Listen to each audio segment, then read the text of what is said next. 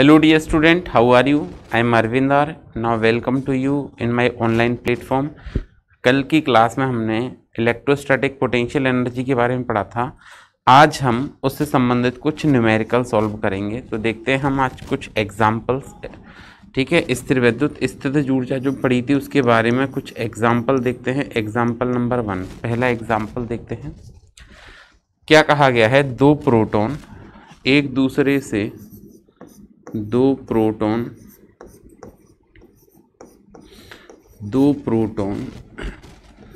एक दूसरे से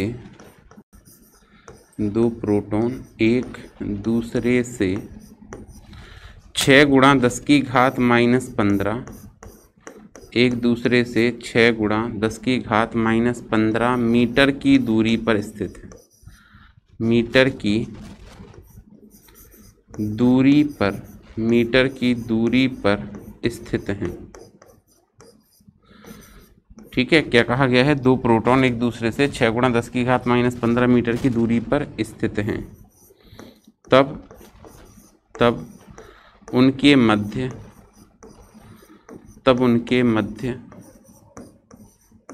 स्थिर विद्युत स्थितिज ऊर्जा क्या होगी? उनके मध्य स्थिर विद्युत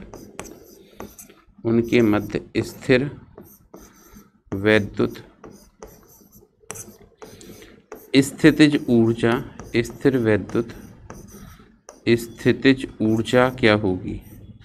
उनके मध्य स्थिर विद्युत स्थितिज ऊर्जा क्या होगी? ठीक है, ये आपसे पूछा गया है। क्या कहा है?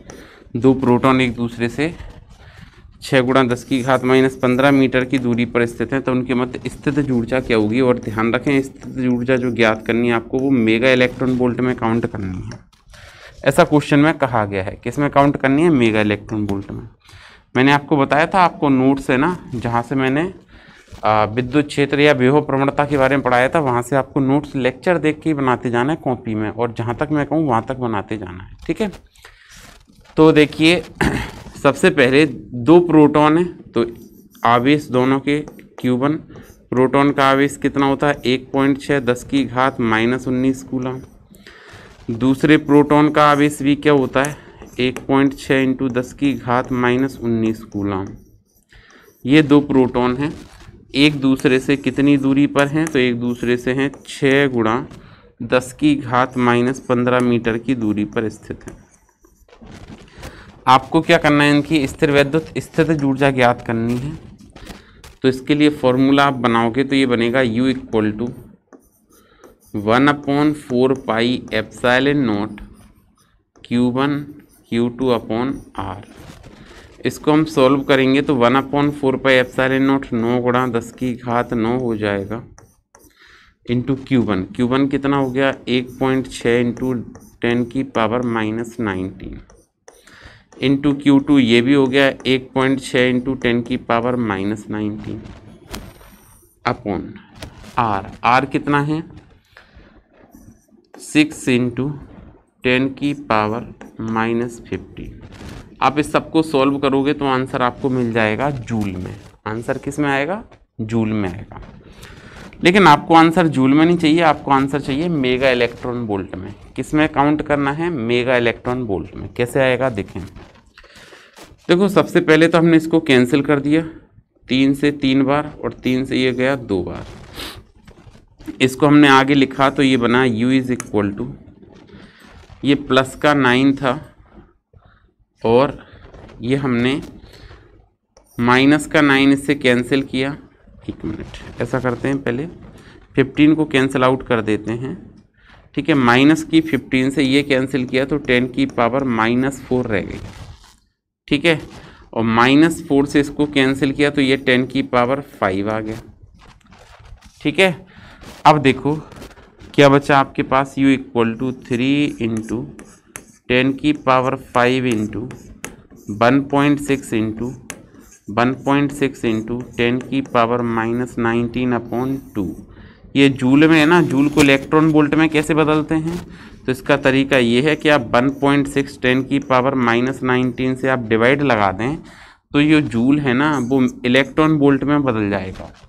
मतलब 1 इलेक्ट्रॉन वोल्ट इक्वल टू होता है 1.6 10 की घात माइनस 19 जूल। 1 इलेक्ट्रॉन वोल्ट बराबर क्या होता है 1.6 10 की घात माइनस 19 जूल। अच्छा जी, अब देखिए अगर हम इसको आगे सॉल्व करते हैं तो ये सॉल्व करने के बाद 1.6 माइनस 19 ये कैंसिल हो जाएगा और आपके पास ये 2 से इसको भी हमने कैंसिल किया 2 से, और जब आप ये 2 से कैंसिल करोगे तो ये 0.8 आ जाएगा।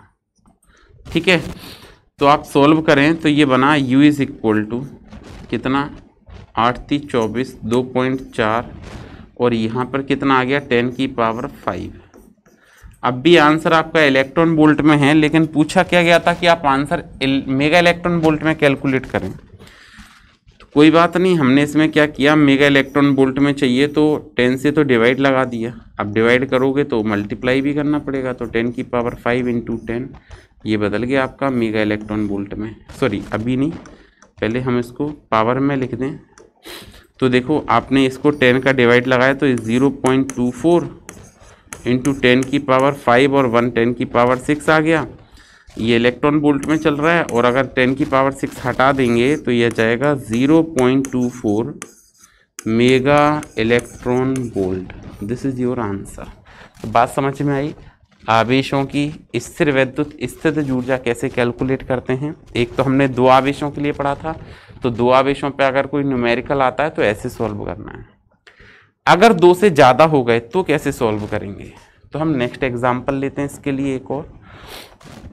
दिए गए चित्र में निकाय की स्थिर वैद्युत स्थितिज ऊर्जा ज्ञात करना है। ठीक है, ऐसे लिख लेते हैं हम शॉर्ट में। क्वेश्चन क्या है, दिए गए चित्र में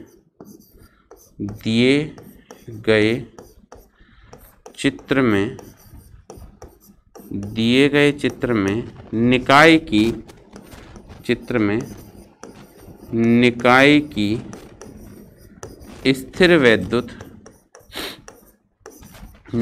की स्थिर वैद्युत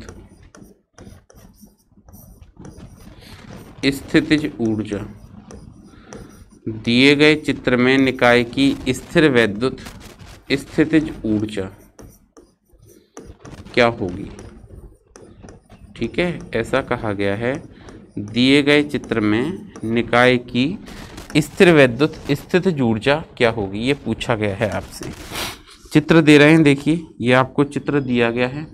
इस निकाय की आपको स्थिर वैद्युत स्थितिज ऊर्जा बतानी है।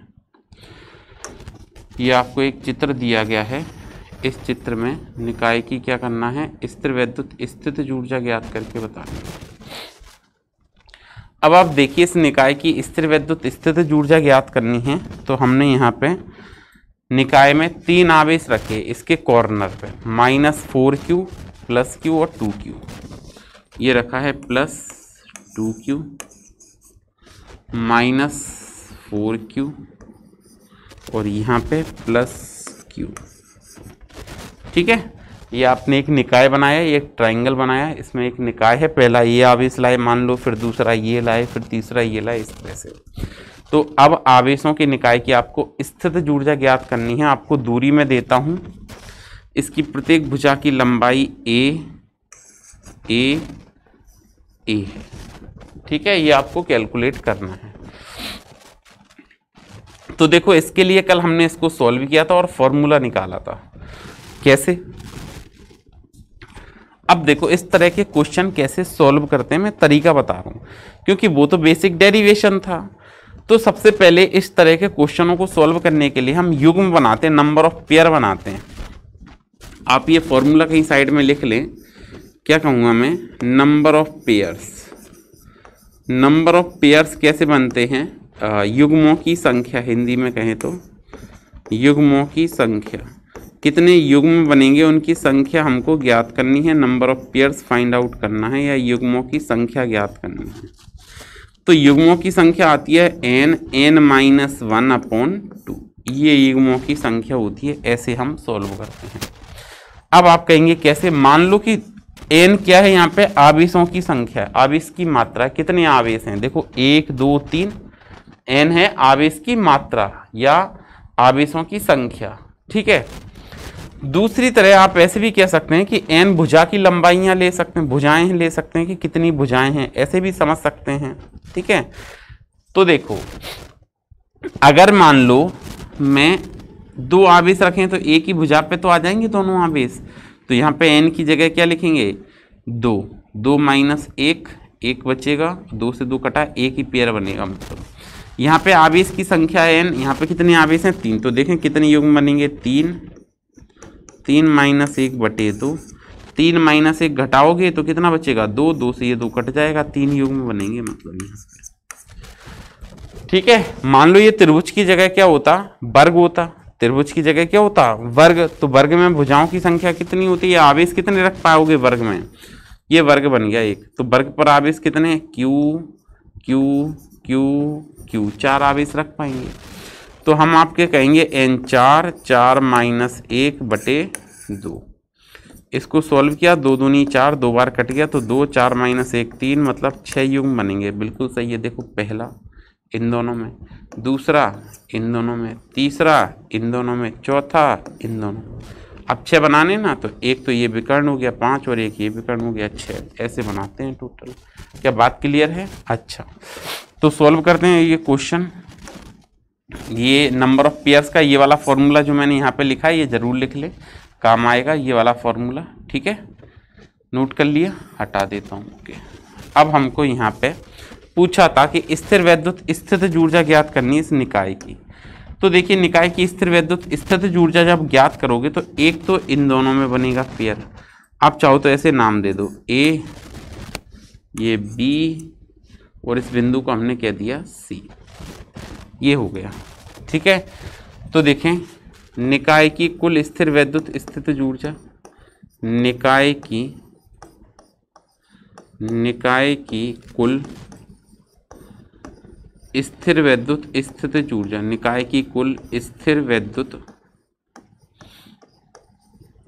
वैद्युत स्थितिज ऊर्जा, निकाय की कुल स्थिर वैद्युत स्थितिज ऊर्जा। तो इस निकाय की कुल स्थिर वैद्युत स्थितिज ऊर्जा क्या आएगी, तो मैं कहूँगा U बराबर, कौन कौन से पेयर बन रहा है, एक A और B में बनेगा तो AB प्लस, ठीक है, एक AB में बना, एक B और C में बनेगा तो प्लस UBC प्लस, एक C और A में बनेगा तो प्लस UCA, इन तीनों में बन जाएगा। अब वैल्यू रखते हैं, तो मान रखेंगे तो U इक्वल टू, ये मान लो पहला आवेश, ये दूसरा और ये तीसरा, तो हम क्या लिखेंगे, U equal to K Q1, तो Q1 Q2 अपॉन R12, ऐसे लिखा था ना कल हमने formula, plus K Q2 Q3 upon R23, मतलब इन दोनों में Q1 Q2 Q2 Q3 plus K Q3 Q1 upon R31, ये बनेगा। अब देखिए इसको अगर हम सॉल्व करते हैं तो क्या बनाइए, finally U is equal to K Q1 की जगह Q लिखेंगे, Q2 की जगह 2Q लिखेंगे, अपॉन R12 की जगह A, ठीक है, प्लस K Q2 को क्या लिखेंगे हम, 2Q इंटू Q3 की जगह क्या लिखेंगे, माइनस 4Q। अब यहाँ पे स्थिर वैद्युत स्थितिज ऊर्जा कैसी राशि है, अदिश राशि है, और जहाँ राशि अदिश होगी वहाँ पे आपको चिन्ह भी लिखना पड़ेगा, तो माइनस 4Q आ जाएगा, अपॉन R23 कितना है A, प्लस K Q3 क्या है, माइनस 4Q,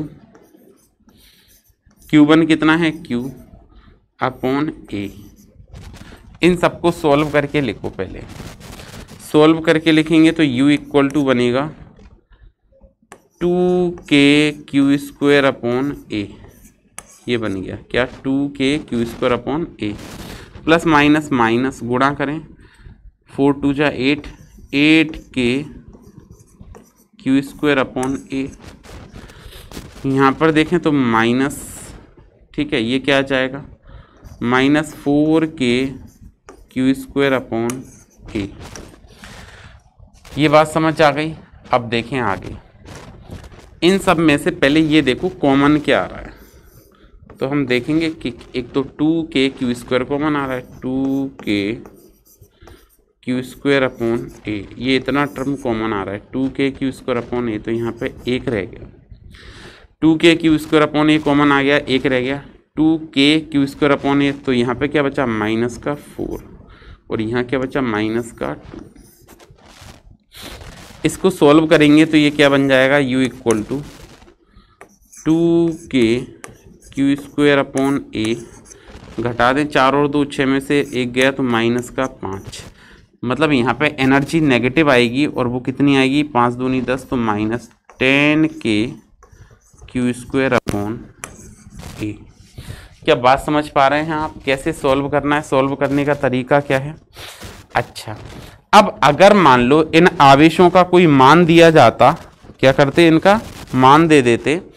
मान लो ये कह दिया मैंने, अभी तो हमने ये जनरल सॉल्व कर दिया, मान लो ऐसे कह देते कि 0.1 माइक्रो कूलम है, यदि इसी में क्वेश्चन में आगे मैं जोड़ दूं, यदि Q is equal to 0.1 micro coulomb, Q का मान कितना है आपके पास में, 0.1 माइक्रो कूलम है, और जो भुजा की लंबाई दी गई है आपको A, वो कितनी है आपके पास में, 0.1 metre, A equal to 0.1 metre.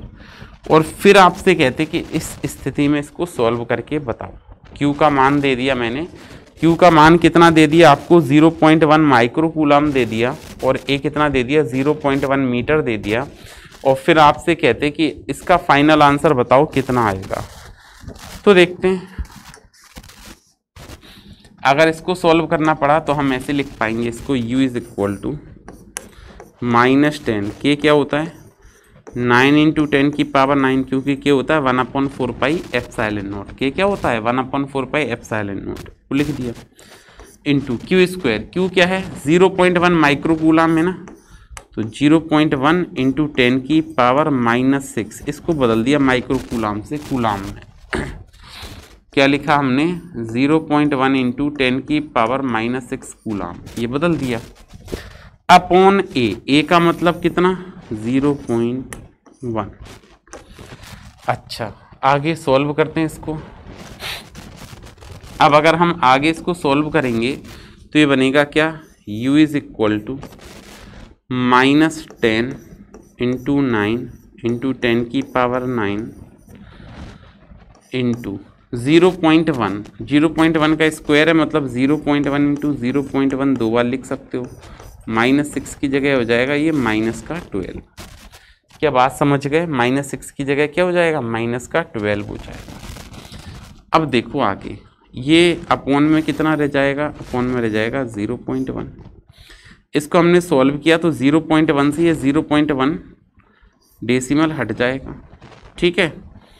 10 से इसका मल्टीप्लाई कर दो तो ये भी 1 रह जाएगा, मतलब u क्या आ गया तुम्हारे पास में, 9 माइनस का 9 × 10 की पावर 9, और इसको सॉल्व करके लिखेंगे तो 10 की पावर -12, मतलब फाइनल आंसर आ गया -10 की power -3 joule. This is your final answer. तो बात समझ में आई, इस टाइप का क्वेश्चन हम कैसे सॉल्व करेंगे। अब 3 आवेश की जगह हम 4 आवेश रख सकते हैं, तो 4 आवेश रखेंगे तो भी कैसे सॉल्व करना है आप समझ रहे होंगे बात को, ठीक है। तो आज के लिए इतना ही, कल मिलते हैं फिर नई क्लास में एक और नए कॉन्सेप्ट के साथ। तब तक पढ़ते रहिए, सुरक्षित रहिए। Thank you.